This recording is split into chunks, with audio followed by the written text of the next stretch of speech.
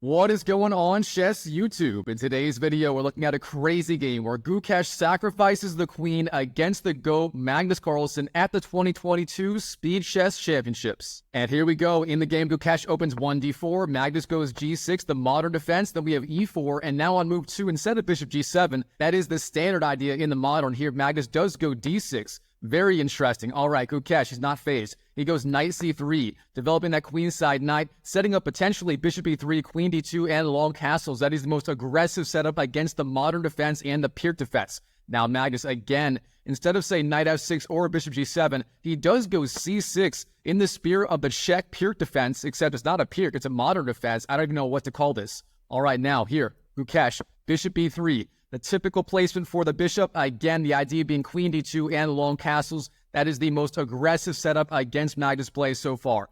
Now here, again, you would expect knight f6 or bishop g7. And finally, instead of going, say, b5, Magnus does go knight to f6, transposing back to some sort of Czech Pirc defense. Now here, Gukesh, queen d2 on the board. And now Magnus, instead of bishop g7, that is the typical move here for black, he does go knight b d7. A very interesting choice. Perhaps setting up the idea of e5 breaking in the center. We'll have to wait and see what happens. All right, Gukesh, enough waiting around. He expands on the king side with the move h4. The alpha 0 pawn has entered the game, and at some point, sooner or later, Gukesh will be threatening the idea of h5, trying to open up that h-file and start an attack. Of course, that is the main attacking idea whenever black goes for that g6 fianchetto-based setup on the king side. Now here, Magnus, he counterattacks on the queen side, b5. A very strong move in this position, and of course, once again, delaying that move, bishop g7. He has not played it so far in this game. That may turn out to be a risky decision if Gukesh gets the move bishop h6 in a little bit. All right, now, Gukesh, in this position, it turns out h5 is somewhat playable, but instead he plays the more conservative idea, f3, bolstering that pawn in the center. Of course, the threat was b4, knocking back that knight on c3, if I can draw arrows correctly, and once that knight moves, say to e2 or wherever else, that pawn on e4 would be very vulnerable. Therefore, f3 does defend the pawn in advance. Now here, Magnus, the move in this position, the best move is h5, blocking that h-pawn on the king side. Instead, he does go knight to b6 in the spirit of the Najdorf Sicilian. This is a very typical rerouting idea in the Najdorf against the English attack. You go knight b6 and knight f d7, rerouting those knights over to the queen side and away from the king side. Now here, Gukesh, bishop to d3 is the move, a very solid choice. Again, Gukesh delaying long castles on the queen side as Magnus is getting his counterplay going there very, very fast. It may not be safe to castle there in the future. Now Magnus, instead of going, say, h5, blocking the king side, instead he pushes his wing pawn down the board, his rook pawn. a5 is the move. And as they say, at the super GM level, when in doubt, you just push those rook pawns down the board. Now here, Gukesh, knight to h3, a typical square for the knight in this sort of line. Believe it or not, Gukesh is potentially planning knight to g5. That is a very common resource here. And now Magnus, being scared of that idea, he does knock off that bishop once and for all. Bishop takes h3 is the move, then rook takes, and then finally h5, expanding on the queen side, the king side, sorry, and locking that h-pawn down. The alpha 0 pawn is not going to move any further, at least not for a while. All right, now, Gukesh, in this position, turns out e5 is actually the strongest idea. Here's why. You go e5, and if black takes, that is the best response. Then after, say, knight f d5, you can actually go e6, and getting that pawn all the way to e6 does obliterate black's pawn structure on the king side. Of course, when you go h5, that g6 pawn becomes weak, and after e6, that f7 pawn will be obliterated, meaning g6 will be a permanent weakness. So overall, e5 was the strongest idea here.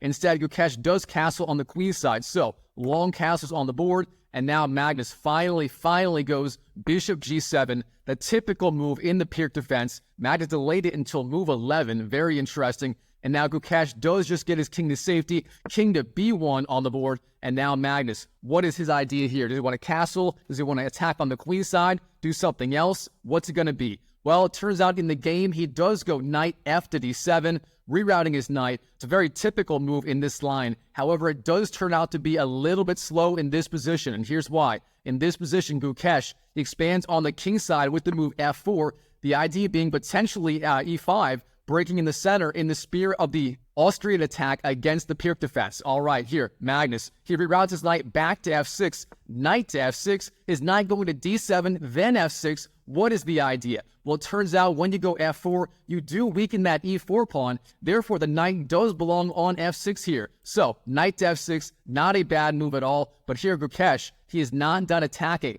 Instead of going e5, what you might expect, instead Gukesh, he actually goes f5. The idea being, once again, that pawn on g6 is now very, very weak. The h-pawn did go to h5, therefore f7 is the only pawn defending it. And if Gukesh gets in, f takes, then f takes g6, that pawn will be undefended. And then something like e5 would have a discovered attack on both the knight and the pawn on g6 with the bishop. So that would be incredibly dangerous. So with that in mind here, Magnus, what should he be doing? What's his response? Well, the strongest move here is just b4, getting your counterattack going. But instead, Magnus, he does take on f5. G takes f5 is the move for Magnus. And this move turns out to be very, very weak. And here's why. In this position, Gukesh, he can simply take on f5, regaining the pawn, opening up the e-file, or it'll be a semi-open e-file, and he would have a vicious attack. For example, rook g3 would be coming and so on.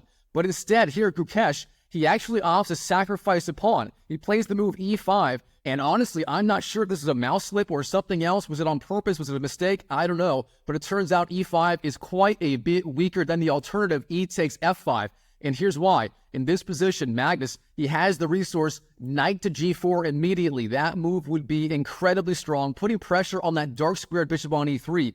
If he plays that move, he will have a big advantage, as you can see by the eval bar on the left showing black has a roughly 1 pawn advantage in this position. But instead here, Magnus, he does take on e5. D takes e5 is the move. Gukesh takes back on e5, and now knight to g4. But it turns out with these D pawns off the board, this position is actually much better for Gukesh. And here the best move is bishop c5, putting some pressure on that pawn on e7, and beyond that, potentially setting up the idea of e6 in the future. That would be very strong. Instead, Gukesh, he does trade his precious dark squared bishop on b6. So, bishop takes b6 is the move. Now, queen takes is the move for Magnus. Of course, queen was being attacked by the bishop on b6. Therefore, that was required. And now the move is bishop takes f5. So, this was Gukesh's idea. Now he's threatening the knight on g4. However, overall, this position is still roughly level. Magnus is doing just fine.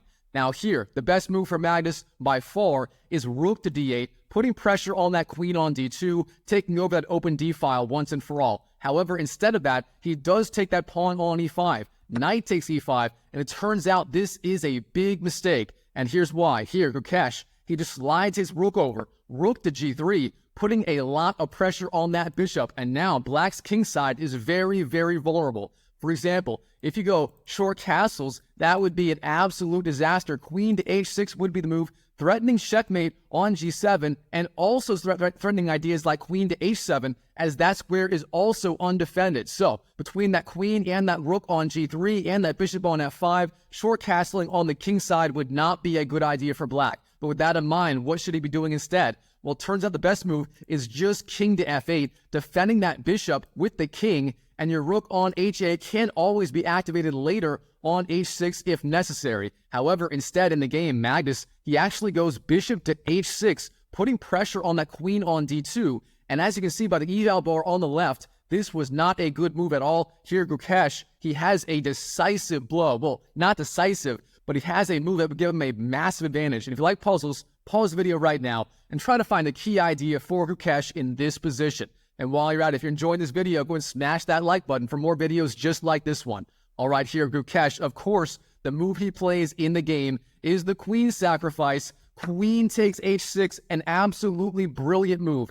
And here, there's a very obvious idea behind this move. Of course, if Magnus does take on h6, rook takes h6, then the move is rook to g8, and that is going to be checkmate. The rook covers the back rank, and this rook covers the d-file. The king would have nowhere to go, and that means in this position, Magnus Carlsen, he's actually down an entire rook, as he cannot regain the queen on h6. But of course, this is the GOAT we're talking about, and as you're about to see, despite being down a rook, Magnus is going to make this a very close game. All right, in the game, rook to f8 is the move for Magnus. Again, you can't take the queen. That would lead to checkmate on g8. So, rook to f8. Now here, Gukesh, knight to e4 is the move, a solid choice. Of course, there are no queen takes f8 checkmate ideas. The king would be safe on f8. Therefore, queen takes f8, not the move.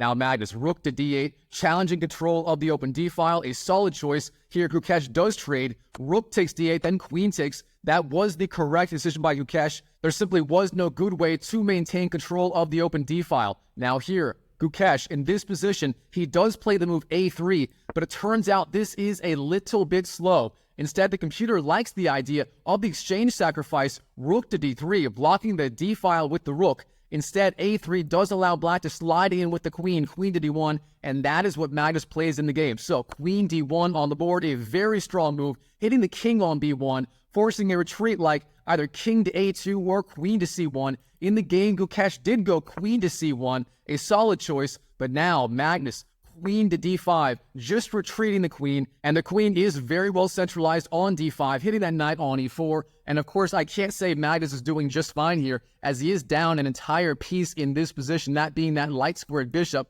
However, this is Magnus we're talking about. Again, he's going to make this a fight. Alright, now Gukesh, queen d2, offering that queen trade. Now, should Magnus trade on d2 and trade off queens? Well, he does allow the queen trade, but he doesn't trade on d2 yet. Instead, knight to c4 is the move, attacking that queen. And here, Gukesh, he does trade queens. Queen takes and c takes d5. Now that pawn is putting pressure on the knight. And to do inventory once again here, Gukesh, he is up that miter piece, but Magnus does have one extra pawn, and he will have fighting chances, especially if he can get those central pawns rolling down the board.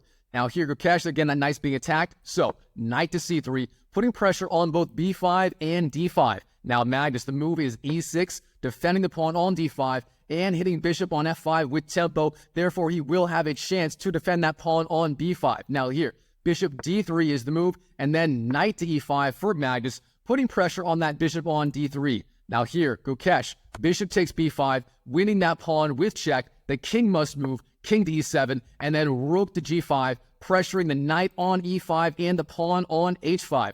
Now here, f6 is the move, defending the knight, but giving up that pawn in the process. There was no good way to defend the pawn. So, rook takes h5, and now here, Magnus, he's down a full piece and a pawn. Things are not looking good for him, but again, this is the GOAT we're talking about, and Magnus does have 29 seconds left on the clock versus just the 14 seconds of Gukesh, meaning Gukesh may find himself in time trouble in the near future. All right, rook g8 for Magnus, pressuring that pawn on g2. Gukesh, rook to h7, hits the king, king d6, and then rook to a7, sliding on with the rook and pressuring a5. Now here, Magnus, of course, he picks up that clean pawn on g2, rook takes g2, flying in with the rook, and then we have rook to a6 for Gukesh, hits the king, king d7, and then rook takes a5. But now Magnus, f5 is the move. Suddenly, Magnus has those two pass pawns on the f file and the e file. His plan here is simple. Push that further advanced pass pawn, that being the pawn on f5, down the board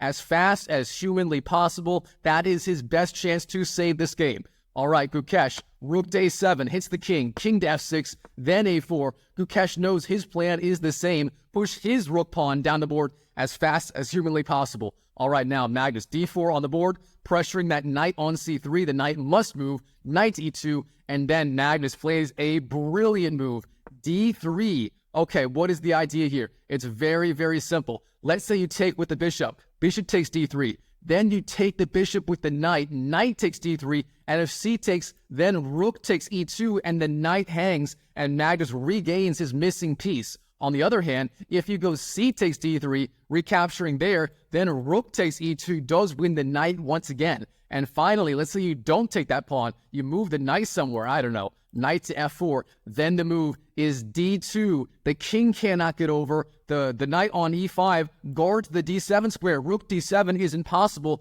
and that pawn would promote. So Magnus finding an absolutely brilliant idea in time pressure in the endgame, and Gukesh, what is he going to do about it? Well, he does not go bishop takes d3. Instead, the move in the game was c takes d3, giving up that knight on e2 on the spot. So, rook takes e2 is the move. And now here, Gukesh, it's his turn to move. What's it going to be? Well, the strongest move here is, of course, a5. That pass pawn must be pushed. But instead, Gukesh, he does take the time to pressure that knight on e5. It goes d4, again, pressuring the knight. The knight must move, or must it? Well, in the game, Magnus, he goes rook to e1, hitting the king immediately. The idea being that bishop had the discovered attack on the rook on e2, therefore the rook had to move first. Now, king to a2, and then knight to f3 for Magnus, pressuring that pawn on d4, jumping out of the attack with the knight. Now, the problem with this is that pawn on f5 is now blocked. It takes one more move to push that pawn down the board all the way to f1, and that will give Gukesh better fighting chances. All right, here, Gukesh. Again, instead of going a5, he does go d5 once again,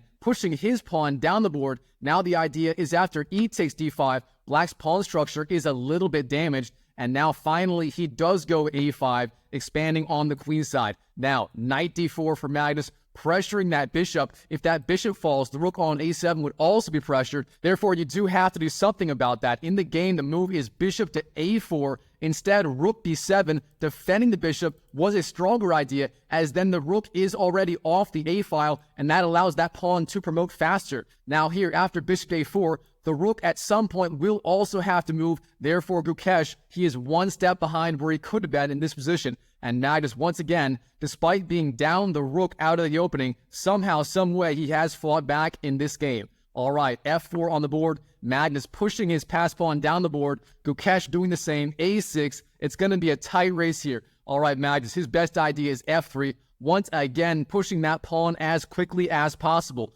But instead, the move here is rook to e6, defending that pawn or hitting that pawn on a6, stopping ideas like rook to h7, and so on as the pawn on a6 would fall. That was the idea. But now Gukesh, rook to a8, that is the strongest move here. Again, setting up ideas like a7, then rook to f8 check, and finally a8 promotes to a queen. Now, king g7.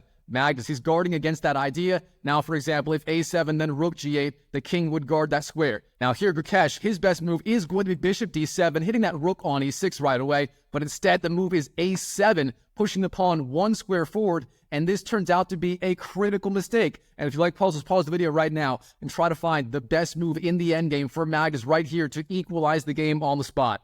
All right, Chess YouTube, the move here is rook to a6. Of course, the rook belongs behind the pass pawn, not in front. Now the idea being, if rook to g8, hitting the king with check, then king takes, then a8, the rook guards the a8 square, and white does not get a new queen. That is the idea. If the rook was not on the a file, that would be a deadly threat. Now here, Gukesh, king to a3 is the move, guarding that bishop on a4, a good idea. And now Magnus, f3, pushing his pawn down the board. How is Gukesh going to stop that pawn? It's not clear. All right, Gukesh, h5, pushing his other pawn down the board. That rook pawn, the out pawn, after being stuck on h4 for so long, and now has new life in this game. Now, knight d6, jumping back with the knight. Then h6, the deflection sacrifice, hitting the king. And of course, king takes h6 would not be a good idea, as then Gukesh would fly in with the rook to the h8 square, hitting the king with check, then going a8, promotes to a new queen. That would be absolutely decisive. So, of course, Magnus cannot play. The right move is king to h7, right? Well, in the game, Magnus, the GOAT, he has a moment. He doesn't go king h7. Instead, king takes h6 is the move. This is a fatal mistake. And now rook to h8. The king moves. Then a8 promotes to a new queen. Gukesh finally promotes his pawn. Now, of course, rook takes and rook takes is the sequence. But now Magnus, he has that pawn pushing down the board. The king and the knight control f8. How is the rook going to stop it? King to f6 is the move for Magnus. Now bishop b5, guarding the f1 square with the bishop, a good idea. But now Magnus, king to e5, he knows this. He's marching down with his king. If he can push that pawn to promote, he would be able to save the game. All right, rook to e8, putting pressure on that knight. Now, for example, king to f4 would be by rook takes e6 and winning the game. So king d6 is the move. Now here, Gukesh, he actually sacrifices the rook. Rook takes e6, then king takes. What's the idea? He thinks in this bishop-king pawn endgame, he can stop those two pawns and find a way to promote his b-pawn down the board. So here, Gukesh, he's simplifying the game in time pressure, entering into what he believes is a winning endgame. All right, king b3 on the board for Gukesh. Magnus, king to e5, then king c2, marching down the board with the king. King to e4, d2, d4, then bishop d3. That pawn on f3, of course, is being stopped. The bishop has that covered. And now Gukesh, if he can just win these pawns, then this pawn obviously will promote. All right, king to c5, then king e3, pressuring the pawn. King b4, Magnus going for this pawn on b2. That pawn falls. That will be a draw on the spot. Gukesh would not have enough material to win. Now, bishop c2, guarding the b3 square. Now there's a mini fortress. All of these squares are covered by the bishop or the pawn. The king cannot enter. It's like Gandalf. You shall not pass. All right, d4, it's the king. King takes f3, d3. The idea being if the bishop takes, then king to b3 wins the pawn, as there's nothing to defend that pawn. But here, Gukesh, he finds the only move. Bishop to d1, retreating with the bishop, maintaining the blockade with the bishop and the pawn. Again, all of those squares being covered. Now here, Magnus, king to c4, but Gukesh, king to e3. That pawn on d3 is about to fall. There's no move Magnus can make to maintain the defense of that pawn. Therefore, it will fall, and Gukesh will win the game, no problem. Wow, what a game between Gukesh and Magnus Carlsen at the 2022 Speed Chess Championships. All right, Chess YouTube, I hope you enjoyed this video. If you did, smash that like button, and check out this video right here, where Gukesh sacrifices his rook out of the opening against Magnus Carlsen. If you enjoyed this video, you'll love that one too. So check it out, and I'll see you in the next video.